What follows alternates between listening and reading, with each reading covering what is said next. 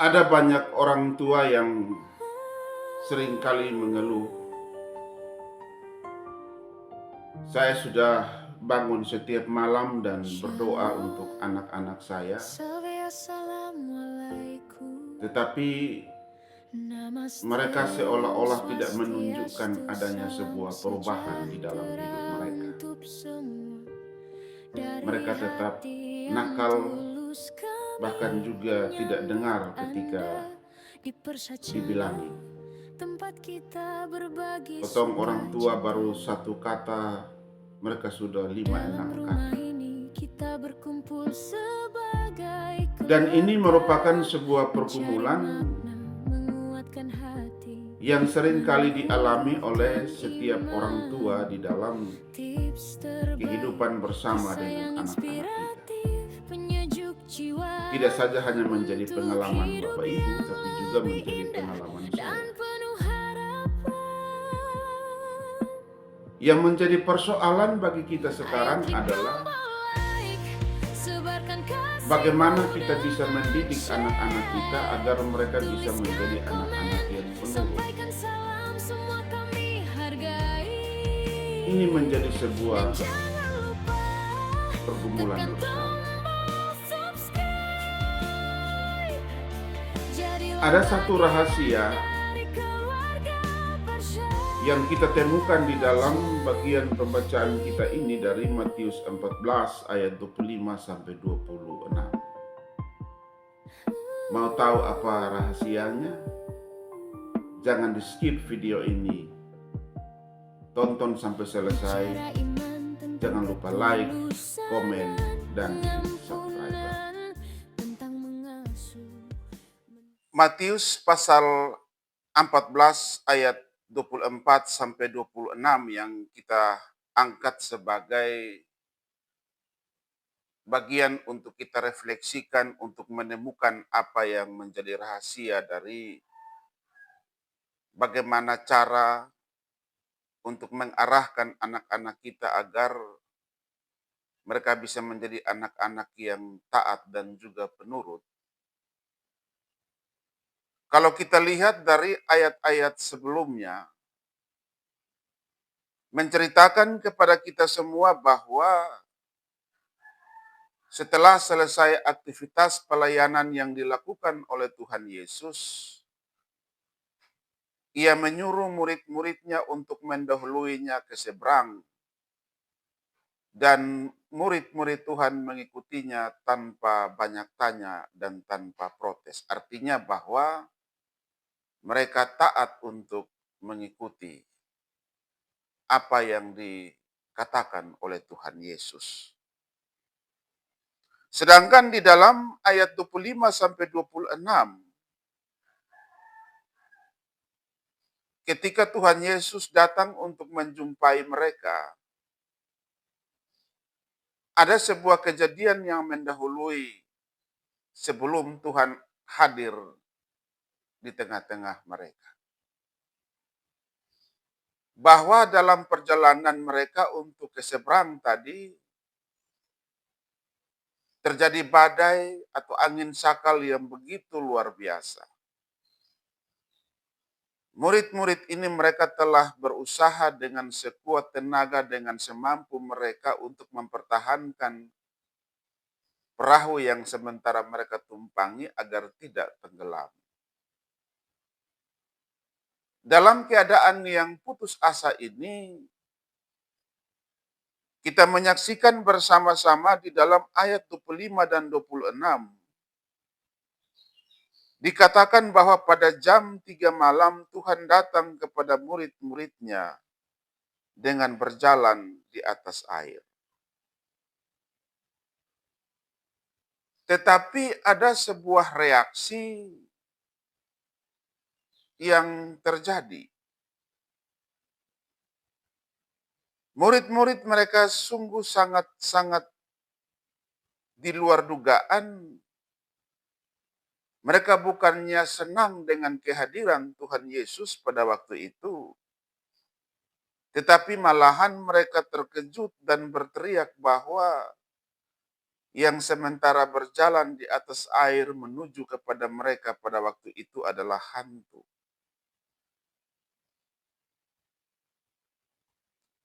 Yang menjadi pertanyaan bagi kita semua adalah, kenapa kehadiran Tuhan yang membawa damai justru dianggap sebagai ancaman?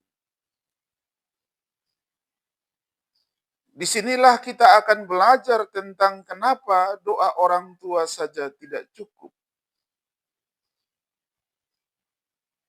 Karena itu, mari kita bedah bersama. Dalam part 1 saya sudah mengatakan bahwa doa itu penting. Dan part 2 ini melanjutkan bahwa doa itu penting, tetapi tidak saja hanya cukup dengan doa saja. Di ayat 25, Tuhan datang di waktu yang paling gelap, yaitu jam 3 malam. Secara rohani ini adalah representasi dari doa-doa kita. Saat anak-anak kita ada di dalam masalah, saat anak-anak kita terombang-ambing oleh badai pergaulan dan mengalami krisis identitas, bahkan juga kadang-kadang mereka menjadi sasaran-sasaran bulian. Atau mungkin anak-anak kita terlibat dalam pergaulan bebas, seks bebas, khususnya kita di NTT sekarang ini HIV/AIDS lagi membuming, khususnya di kalangan anak-anak remaja. Atau narkoba dan lain-lain. Keadaan atau kondisi-kondisi ini tentunya membuat kita orang tua cemas. Sehingga kita menghadirkan Tuhan lewat doa-doa kita sepanjang malam. Kita bergumul agar anak-anak kita tidak tenggelam dalam keinginan-keinginan dunia yang jahat ini. Itu sudah menjadi sebuah tanggung jawab iman dari setiap orang tua. Mendoakan mereka. Itu tanggung jawab iman yang tidak bisa terlepas dari hidup kita sebagai orang tua. Namun perhatikan di dalam ayat 26, murid-murid tidak mengenal Tuhan dan mereka menyangka Tuhan itu adalah hantu. Karena memang mereka tidak terbiasa melihat Tuhan dalam bentuk seperti itu. Mereka terbiasa melihat Tuhan di darat. Tidak pernah melihat Tuhan berjalan di atas air. Ini tentunya sangat-sangat membingungkan murid-murid pada waktu itu. Apalagi datang di tengah-tengah badai yang sementara mereka hadapi. Hal ini juga sering kali terjadi di dalam kehidupan rumah tangga kita. Sebagai orang tua, kita selalu hadir bersama dengan anak-anak di tengah badai mereka melalui doa-doa kita. Kita percaya bahwa doa itu sebagai pelindung untuk anak-anak kita dengan memohon pada Tuhan agar kuasa Allah bekerja untuk dapat melindungi mereka. Tetapi apa yang terjadi setelah kita keluar dari kamar doa? Saat berhadapan dengan anak-anak kita, kehadiran kita tidak dikenali sebagai pembawa damai. Kita punya doa sudah kencang. Tetapi ketika berhadapan dengan anak-anak kita, kita masih marah. Kita masih menginterogasi mereka. Kita masih mengintimidasi mereka. Kita masih bentak. Kita masih kasih keluar sumpah serapah kepada anak-anak kita. Akhirnya mereka bukan melihat kita sebagai orang tua mereka yang mempunyai kasih yang tulus untuk membimbing dan mengarahkan mereka. Tetapi anak-anak melihat kehadiran kita itu seperti hantu. Karena nada bicara kita selalu menghakimi. Sehingga mungkin maksud kita itu baik. Nasihat-nasihat kita itu baik. Tetapi dengan cara penyampaian yang menghakimi, yang mengintimidasi, akhirnya nasihat kita tidak mendapatkan tempat di hati dari anak-anak kita.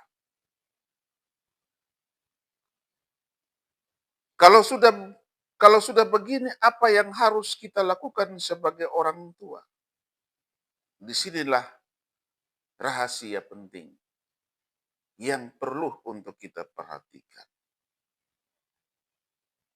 Sebagai orang tua, kita perlu menghadirkan kasih yang dikenali oleh anak-anak kita.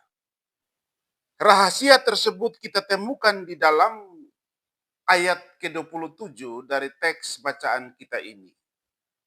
Matius pasal 14 ayatnya yang ke-27. Di dalam ayat tersebut kita menemukan kalimat Tuhan Yesus yang begitu luar biasa. Ketika murid-muridnya tidak mengenalinya, mereka mengatakan Tuhan adalah hantu, padahal Tuhan datang untuk menolong mereka.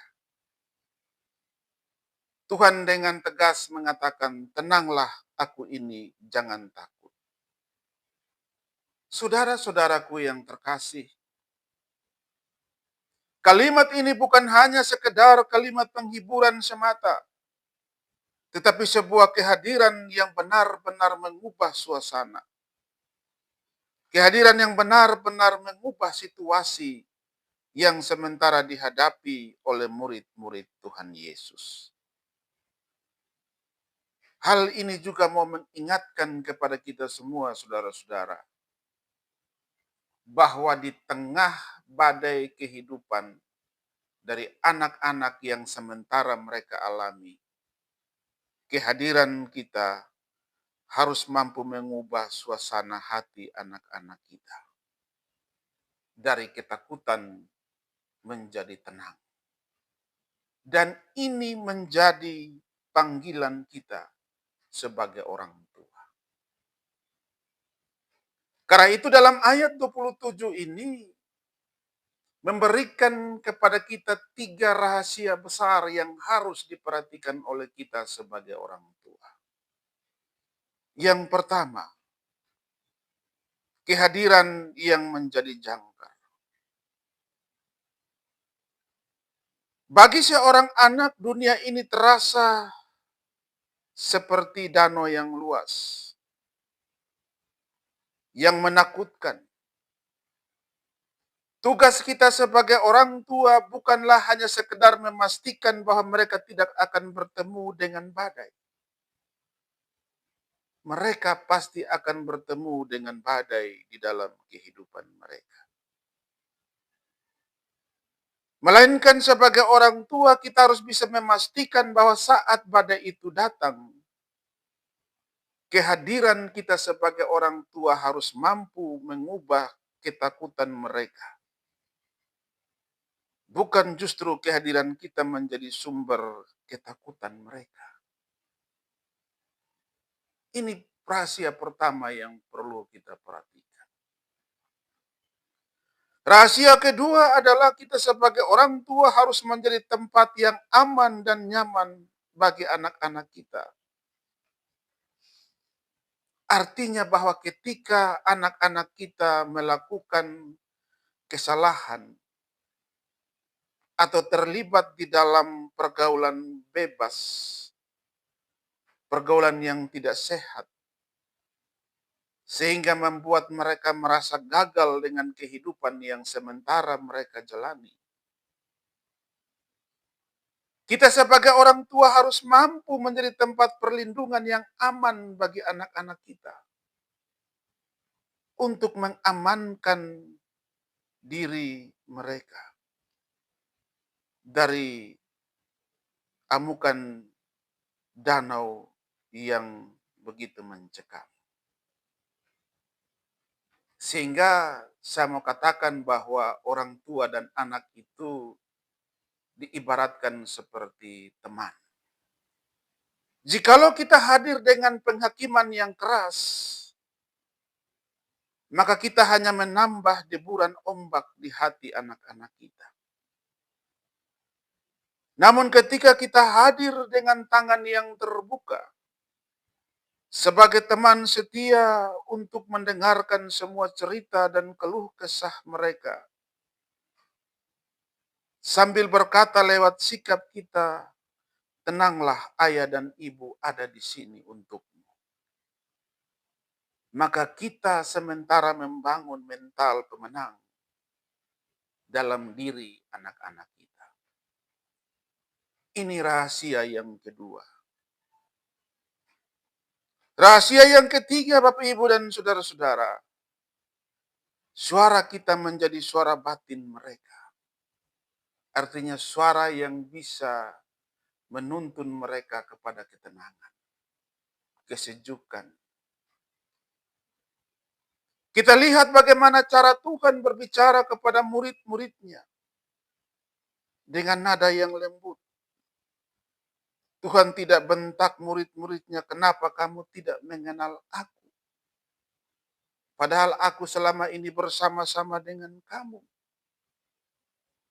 Kenapa kamu tidak tahu bahwa ini saya yang sementara datang? Tuhan tidak mengatakan demikian. Namun dengan nada yang tenang, dengan nada yang lembut, Tuhan menenangkan mereka. Tenanglah, aku ini, jangan takut. Suara Tuhan yang begitu menguatkan. Suara Tuhan ini mengingatkan kita bahwa ketika murid-murid berada di dalam kesendirian, mereka sebenarnya tidak sendiri. Berhadapan dengan badai yang saat itu mereka hadapi. Tetapi Tuhan ada bersama-sama dengan mereka.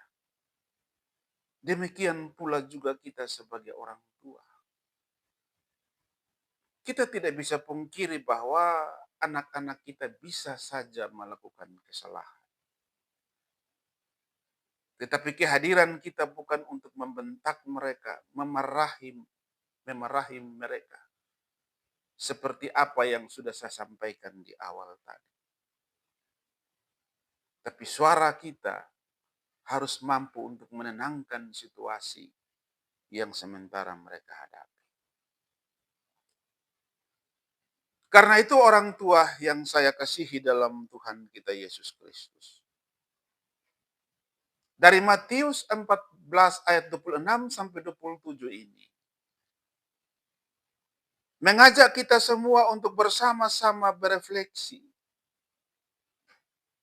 Apakah kehadiran kita sudah membawa kedamaian bagi kehidupan anak-anak kita? Kalau belum, maka firman Tuhan pada pagi hari ini mengajak kita semua untuk mempraktekkan 3 rahasia rohani tadi. Dalam pertemuan dan kehidupan bersama dengan anak-anak kita.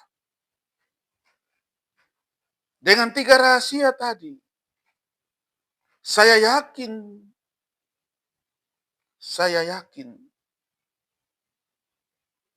jikalau kita mampu untuk memberikan rasa aman kepada anak-anak kita.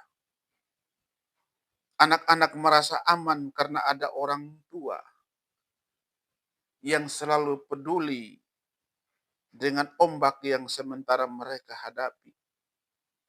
Sehingga mereka merasa tidak sendiri.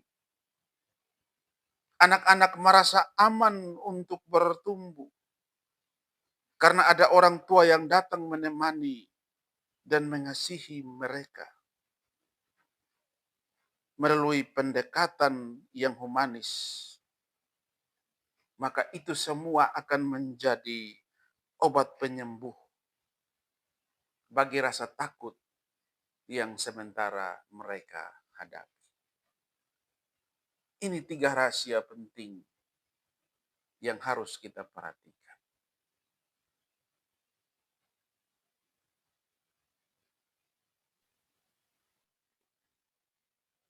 Sehingga poin utama yang harus diperhatikan oleh kita sebagai orang tua adalah kita semua yakin bahwa doa adalah fondasi, tetapi pendekatan adalah jembatan. Doa menggerakkan tangan Tuhan untuk bekerja di hati anak-anak itu pasti 100%. Tetapi Tuhan juga ingin memakai mulut dan tangan kita sebagai orang tua untuk menjadi perpanjangan kasih Allah yang dapat dirasakan oleh anak-anak kita. Jikalau kita hanya berdoa tanpa mengubah cara kita mendekati anak-anak kita, jikalau kita hanya berdoa tanpa merubah kata-kata dan kalimat yang kita keluarkan, maka tidak akan membawa perubahan apa-apa. Anak-anak akan tetap melihat kita sebagai orang tua yang kejam. Ada yang mengatakan bahwa orang tua dan anak itu adalah teman. Teman dengan harapan bahwa kita orang tua bisa menjadi teman curhat. Teman yang bisa mendengar apa yang diceritakan oleh anak-anak kita. Teman yang selalu bertanya bagaimana kabarmu, apa yang sementara dialami. Orang tua dan anak adalah teman, ini artinya ada keakraban yang harmonis. Sehingga meningkatkan suatu kualitas kehidupan yang rukun antara orang tua dan anak. Dalam keadaan yang rukun ini, dalam hubungan yang baik ini, maka pesan Tuhan dapat disampaikan dengan benar, dengan tepat sasaran.